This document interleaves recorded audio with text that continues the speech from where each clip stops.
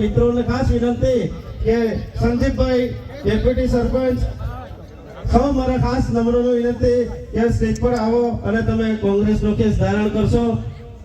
અને મારી જે મહિલાની ટીમ છે એ મહિલાઓને પણ મારી ખાસ વિનંતી, પરમબેડાથી મારી ઉપસ્થિત બહેનો એ લોકોને ટીનાબેનને પણ વિનંતી, એ લોકોને પણ વિનંતી છે કે ઉપર આવો અને તમે પણ કેસ ધારણ કરશો। એ મારી નવયુવાન ટીમને ખૂબ ખૂબ શુભેચ્છા પાઠવું છું।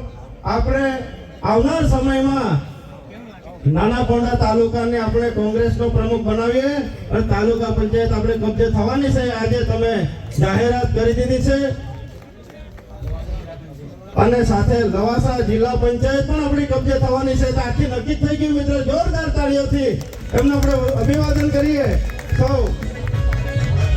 આમ મારા સૌ 10 ગામથી જેવા યુવાન મિત્રો આવ્યા છે, બધાને જ મારે ખાસ નમ્ર વિનંતી કે સ્ટેજ પર આવશો। બધાનું નામ ન લેતા લવાસાની ટીમ મારા હાર્દિકભાઈ, મુકેશભાઈ પરમબેડાથી પણ ઉપસ્થિત છે, એમને પણ ખાસ વિનંતી કે સ્ટેજ પર આવો।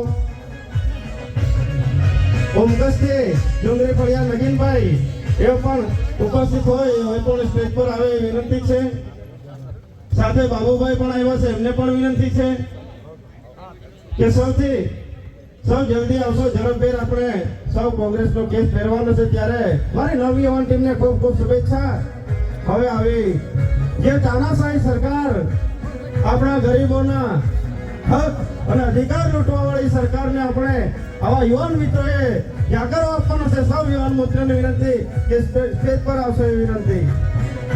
આજ સુધી આપણે આપણા ખેડૂતોને જ્યારે ફોર્મ ભરવા જાય ત્યારે ઉપરથી દબાણ લાવે, તમારું દુકાન તોડી નાખીશ, તમારું ઘેર તોડી નાખીશ, અને બીજું તો શું પણ આપણને એવી ધાક ધમકી આપે છે કે તમને ઉપર જવાનો પણ વારો આવે। આપણા આદિવાસી મોહનભાઈ ડેલકર સાહેબ જ્યારે આપણી વચ્ચે ઉપસ્થિત નથી ત્યારે આપણે એમને યાદ કરીએ છીએ કે એવી તાના ઝડપ કરજો।